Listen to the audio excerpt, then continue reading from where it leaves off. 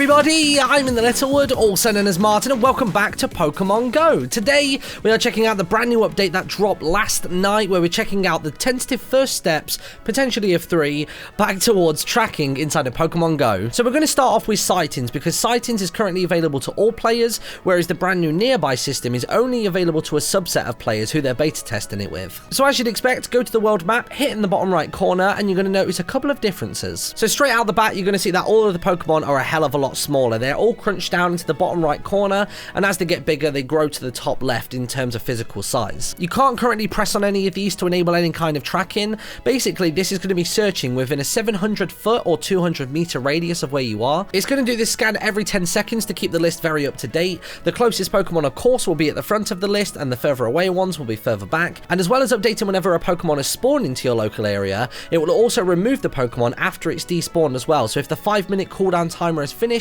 that Pokemon is gone, it will be removed from the list, which is super cool. A handy note as well is if you see one Pokemon on here, there could be more of them. Basically now duplicates aren't listed. So if I had, say, 2 Poliwraths, 3 Paras, 1 Zubat, and 2 Caterpie, it will only show me one of each on this list. And if you see a Pokemon on this list that you haven't encountered before, much like last time, there is a silhouette, but this one is now a true silhouette. It's 100% like black or dark blued out, as opposed to before when it used to be about, I would say, like 90% transparency. So if you had your brightness up and you were looking properly, you could actually see very faintly the design of the Pokemon on the silhouette. So that's currently how Sightings work, and obviously that one is going to be a lot more beneficial to people that play in rural areas, because the next thing that I'm going to show you doesn't really benefit people that don't have many Pokestops. So here we go then. Here is the brand new Nearby system. So this looks relatively similar to the Sightings. It all lives within the same tab, but this one's slightly different because it's dependent on Pokestops. So you can see here we've got 6 Pokestops. We've got a Bulbasaur, Caterpie, Pidgeys, Spearow, and even a silhouetted out Hitmonchan. And it's pretty simple to use. If you see a Pokemon that you're interested in, press on it on the Nearby screen. It'll bring up a slightly larger window which shows you the Pokestop in a more full image, similar to if you were spinning the Pokestop to get an item. Now if you press view, the map is going to zoom out so you can see the surrounding area, and it will actually put a huge pink cursor over the Pokestop in the world, so you have a very obvious focus point of where to travel towards. And as you move towards that Pokestop, chances are you're more likely to find that Pokemon. And there's been conflicting reports as to whether the Pokemon is going to be on the stop or whether the Pokemon is going to be nearby the stop within a certain radius of it. And I'd like to think it'll be the latter. I'd like to think you move to the stop using the Nearby system, and then when you get closer, you fine-tune your navigation by using the Sighting system and seeing how it moves up and down depending on your location. So that, in a nutshell, is how the brand new tracking system works. They may remove features, they may add some, we might see footprints again, we might never see them again, we just don't know at this point. But if you want to keep on top of things and you want to have them first, be sure to keep updating your app as frequently and as often as possible. And now let's move on to some of the extra stuff that they've added into this update and a couple of the bug fixes as well. So we're starting off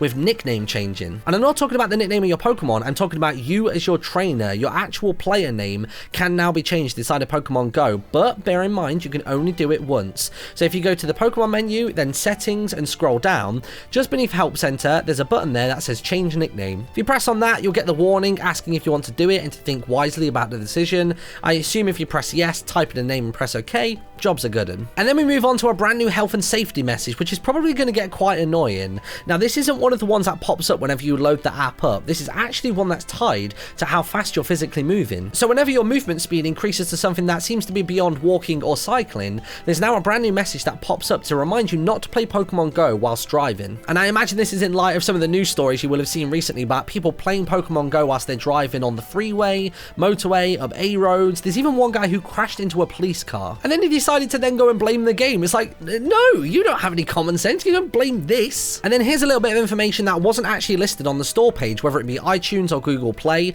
If you jump into the journal now, as well as telling you about Pokemon that you've caught, Pokestops that you've been to and what items you got, or even Pokemon that have fled from you, you can now see that my Rhyhorn, Ekans, and Paris right there were hatched from eggs, and before it never used to tell you that. And then we're left with the bug fixes. Some of these are interesting, some of them not so much. The first one is the fact that now on Android, and I think on a few Apple devices as well, they've returned experience points when you throw a nice, great, or excellent ball. They finally added in the character art for the team leaders, so the leaders of Mystic, Valor, and Instinct. They've added in Candela, Spark, and Blanche. They seem to have returned battery saver mode to a lot of devices, and as well as that, there are minor text fixes. And the reason I wanted to point that last one out is because that's almost become the equivalent of Minecraft when it says like removed Herobrine, This basically seems to be the one thing that they always add to the end of every Pokemon Go update is minor text changes. So now all of the update stuff is out of the way, let's have a little catch up. Hello there. I haven't actually done a video regarding Pokemon Go in terms of like going out to capture them, my progress, any of that sort of stuff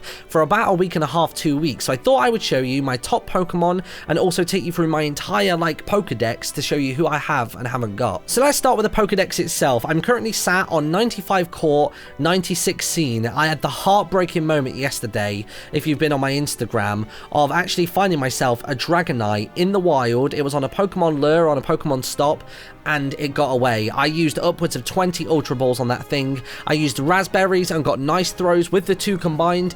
Still nothing. It ran away. It had question mark on its CP. It must have been well over 1,000. I was absolutely devastated. But here's a little scroll back up my Pokedex so you can see who I have and haven't got so far. I've got some really cool ones via evolutions, and I've had some really nice wild catches recently, like Ponyta. That one was really good. And probably my favorite one so far is Vulpix. I finally got a Vulpix after the first 2 weeks of playing, and everybody tweeting me like, oh, do you have one yet, Martin? And I was like, no. I finally got one. It's like super low level. I haven't found one since. It was literally on a Pokestop in the center. Oh, I was so excited. So as it stands, here are my top Pokemon in terms of combat power. I'm just going to slowly scroll down the list so you can have a little look at all of them. And you're probably wondering why this Vaporeon is the only Pokemon that I have that has a nickname. And that's simply because I did the Eevee trick by calling it Sparky to evolve it into a Jolteon. It didn't work. It was really strange. A lot of people have been reporting the same thing, that after you've done each of the evolutions once and you have all 3 of them, it goes back to being completely random. And when I got this thing, instead of a Jolteon, I went to rename it back to Vaporeon. Vaporetto was what it autocorrected to, and I was like, you know what? That's kind of cute. So let's go through all of my Pokemon in Pokedex entry order, just so you can see how many I've got, how I'm getting on with certain evolutionary trees, and all that good stuff. So Bulbasaur, starting off, 12 candy, not even enough for an Ivysaur. Charmander, not really doing well on him either, barely got 10 candy to my name. Now Squirtles I'm doing okay with. You're probably wondering why I have so many of these. It's simply because whenever training comes out, I think Squirtles might be quite sought after. I think all of the starters will be quite sought after. So if I click onto him, I've got enough to make a Wartortle, but I already have 2 of them beneath me. Although I'm in this weird dilemma where I'm like, do I evolve the 508 Squirtle into a higher Wartortle?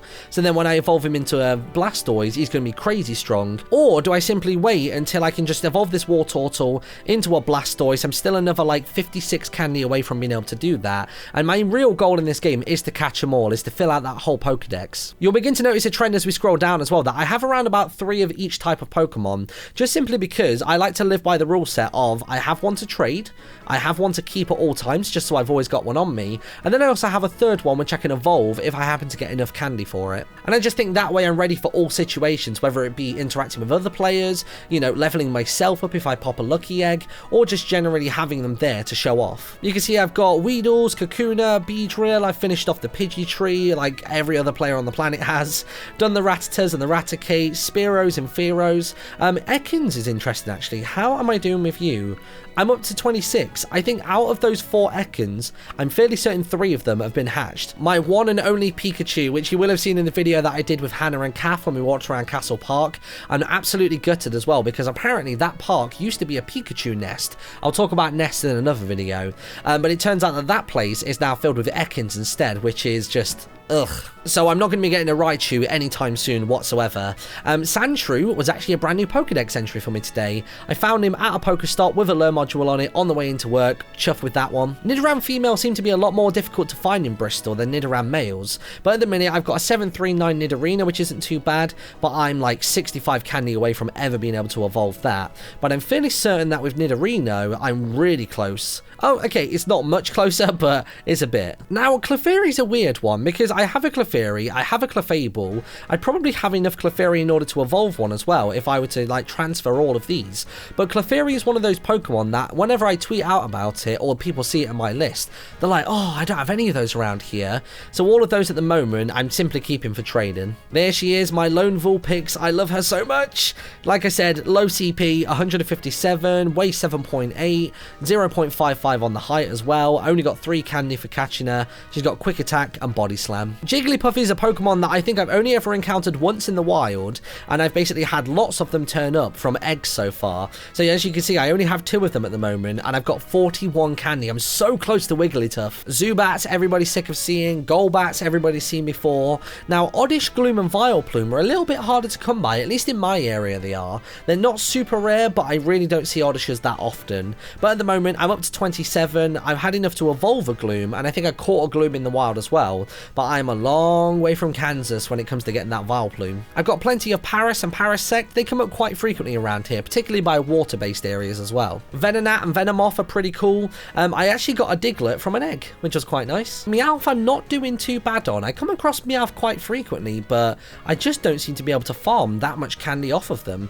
I've only got 16 candy so far, and I'm going to need 50 to get a Persian. I don't actually know why I have so many Psyduck. I think, as you can see there, half of them are actually from today, or at least the last 24 hours, so I must have just caught those on the way into work today. I've managed to evolve a Psyduck into a Golduck, which was pretty cool. How am I doing with Mankey? Oh, you know what? I'm doing all right. I've got 4 Mankey so far, and I've got 38 candy. I think half of them are hatched, and I think half of them are caught, so 2 of each. Growlithe I'm doing okay on. I've come across a couple of them so far, but I've only got collectively 12 candy. I haven't hatched a single one. I've only found them. And then suddenly a wall of Poliwags.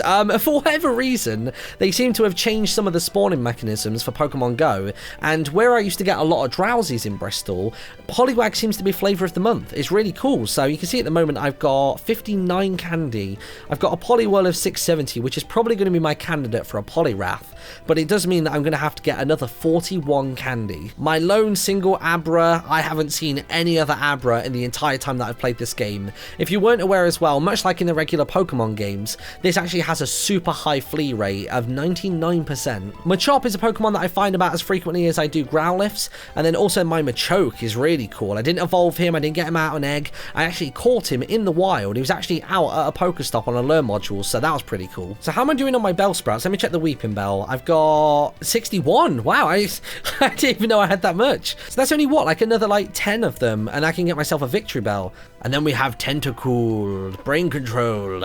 I thought I was doing well with Tentacool, but when I was on my way into work today, I actually managed to find a Tentacruel. Probably one of the more obscure Pokemon that I've ever found in the wild, and I was really chuffed with that. We got Geodude. My very first Geodude I actually got when I pulled into Brighton train station when I was on my way to an event. But as you can see, I'm nowhere close to getting anything done. I've got 13 candy, which means it's basically from the 3 that I've caught so far. And then we have Ponyta. So cute. I love it. I got 1 Ponyta out of an egg, and then I actually found the other Ponyta in the wild, which I was not expecting. And then we got my Slowpoke and my Slowbro, who I can't evolve yet. Just want to put that out there. The amount of people that had a go at me saying, oh yeah, have you not heard of Slowking? Yes, I have, but you can't get it in Pokemon Go. The same with like Onyx to Steelix as well. You can't get him just yet. So when I say that I can't evolve him, that just means for now. Oh, what about Magnemite? I had a lot of those when I went down to Portsmouth Harbour, as well as like Voltorbs and Electrodes as well, but I'm only up to 37 for you. I probably should have farmed that area a little bit more. And then we've got Doduo. Now, the reason I have a lot of Doduo is because I've never really found them in the UK. I got all of my Doduo when I went out to Spain to go to Portaventura, the theme park. So I thought if they're a bit more frequent in another country, I'm just going to stockpile them. They'll be good for trading. And then we've got Seal. How close are you to a Dugong, friend? You know what? Just over halfway. I didn't actually think I was doing that well with that one. That's pretty cool. I've got my Grimer that I managed to pick up in Plymouth. It was about the only new catch that I got in that city. We've got Shelder and Cloyster. They're already done. Oh, yes. I actually managed to get myself a Gengar the other day. So when I lost the Dragonite on the way home from that trip when I was all salty and sad, I actually caught a few more Ghastly with an Incense, got the Gengar, was pretty cool. And then speaking of the devil, Onyx, there he is. I've only got 1 so far. It's literally the one that I hatched in one of my first episodes that we did, and I've not caught any of them or hatched any of them since. So 17 candy, same as day 1, nothing exciting going on there. Plenty of Drowsy and Hypno in Bristol, whether they're wild or you can evolve them. There's just such an excess of them, it's crazy. I finally managed to get up to Kingler, which was quite nice. I caught enough Krabby to be able to evolve him, which was really, really cool. And his like physical size as well is massive. Now I'm a little bit disappointed in myself that I did this, but whilst I had a lucky egg pop so I was getting double XP, I actually evolved a Voltorb into an Electrode, even though it wouldn't give me the bonus XP. It was just one of the only evolutions that I had left, so I felt a bit stupid for that, but there you go. I've got 2 Electrodes. How are we doing for Executor? Oh my god, I'm like really close. Oh, do I break my rule of 3 to hatch him right now? Yeah, you know what, screw it. I'm never going to use an execute inside of a gym fight, so let's get rid of these 3, and I'm just going to get them straight away. That's something I forgot to tell you about. There's brand new text when you go to transfer a Pokemon. So it says, do you want to transfer Pokemon to the professor? You can't undo this action once you transfer. Oh, and there he is. Look at that. What kind of CP is he going to have? He was at 600, but I don't know what his multiplier is like. And that is also going to be a brand new Pokedex entry for me as well. That's like my 3rd brand new entry today, which is incredible. We've got a... Wow! Oh my god! He's just gone from being like, you know, mid-thousands. He's gone up literally 1,000. He's now my strongest Pokemon. He is. He's like stronger than my Vaporeon. You know Vaporetto?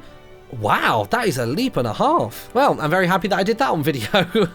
We move on to Cubone. It's my only one that I've ever caught. I got it when I was down in Portsmouth Harbour. I've only got 1. I've got 3 candy. That's it. How many is it to get a Marowak? 50. Okay, that's expected. My Hitmonlee that I hatched from an egg. Literally the only one that I have. Got plenty of Lickitung from Licky Park. Coffin. Am I close to getting a Weezing so far? No, only 19 candy. The other 3 would take me up to 22. Not that great. We seem to be getting a lot of Rhyhorn recently. There's the occasional ones around about where I live. And then I also hatched one this morning as well, which had 634 as its CP. I'm actually getting, you know, surprisingly close to a Rhydon. Oh yeah, I got the Horsey and the Seadra. I actually hatched the Seadra the other day when I wasn't filming. I was just out with like Amy Lee and Nettie and Tomahawk and Minnie. And yeah, I decided to hatch it then in front of them all so they could see it. Goldeen and Seekins finished. We finished Staryu and Starmie, Mr. Mime and Jinx all over the place, Electabuzz and Pinsir. How is my Magikarp game so far? 218, and then we've got how many more? 1, 2, 3, 4, 5, 6, 7, 8. So we're essentially on 226 so far for the candy, so I'm over halfway to Gyarados. We've got lots of Eevees, we've got some Vaporeon, Jolteon, Flareon, Omanyte, which I still only have 1 of, literally only 3 candy. I've got Kabuto, which is kind of cool. I actually hatched 1 and I caught 1 in the wild, so at the moment I'm up to 25 candy, not too bad. I'm halfway towards the 50, and then we have a Lonesome Aerodactyl, the one that I got when Nina didn't. And as a trainer, I'm currently up to level 22. It's really not that high at all, but I need 100,000 experience in order to get to 23. I'm on Team Mystic, as you all know, and if you have a little look at my medals, you can see what kind of progress I've got on each of those, if that even remotely interests you. Oh, and just before we go as well, I'm so excited about this. There have been brand new Pokemon revealed for Pokemon Sun and Moon, and by revealed, I mean sort of leaked. Basically, there's a comic or a magazine in Japan that often gets the exclusive on Pokemon when they want to reveal them. So from Sun and Moon, we've got a couple of brand new ones. Let's check them out. So we're starting off with this weird, like, silver and blue fish, which has, like, an egg yolk for an eye. What's that all about? And then we've got this guy who's just, like, made up of fish. Like, he's not even like he eats fish. He has a fish for an eye. His whole, like, body is made up of fish, like his mouth and his, what seem to be his ears, and his, like, dorsal fin and his regular, like, fins. Like, he looks like he's got an entire dolphin just wedged into him there. And, like, even his fin or, like, his flipper at the back is made up of smaller fish Pokemon. What is that? Of course, we've got all of the dancing birds like we saw in the last trailer. Let's see who else we've got. Oh, oh my god. We've got a sandcastle. What is that all about? Does that have Pikachu getting devoured by the sandcastle as well? Does it look like a knocked over sandcastle and then like spring back into life? And then it's almost got like a sand pile with a shovel in its head. It's the weirdest Pokemon. It's like the new gen of like Muck and Grimer. The hell is that? And then of course the teddy bear has got a babby form. Oh, it's so cute. I like it. And then the final one is the Executor, like you've already seen. But then next to it we have got Alola forms of Meowth, who's looking like super chill right now. There's not as much different going on there as I thought there might be. And then we also have a Marowak. He actually looks like a dark type. And I guess a bit of fire as well with the crazy blue flames. It's got like a burning like bone club. It looks really cool. And then is that it for the pictures or is there any more? Oh, hello. There's another one. You're not one of the starting Pokemon, are you? You seem to be like a new pup Pokemon. And then we actually have these guys here. So these guys have got skull and crossbones. They've got that icon there, which people on the subreddit were pointing out means that the bad guys in this, it's not so much a team, but it's actually a band of pirates. Which in Hawaii and there being islands and so much water makes total sense. I'm so excited about this. I'll leave a link in the description to the subreddit page where you can go and read more information about this as they slowly break it down and they translate all of the text on these pages. But I just thought that was really, really cool and I thought you'd want to see it. And and I have no clue what that picture is. I think that's part of just completely separate and different posts. But anyway, thank you so much for watching, everybody. That is it for today's video. Keep an eye out for later on this week. I'm finally going to get around to doing that Pokemon Go challenge video with Kath. Let me know in the comment section below, how are you getting on with Pokemon Go? Like, what's your level? What's your best Pokemon? Whether it be CP or just in terms of rarity. And also, what would you name these Sun and Moon characters if you were the one to name these Pokemon? I bet there's some really funny ones going to be down there in the comments. But thank you so much for watching. I will see you all in the next video, and have a wonderful day. Bye!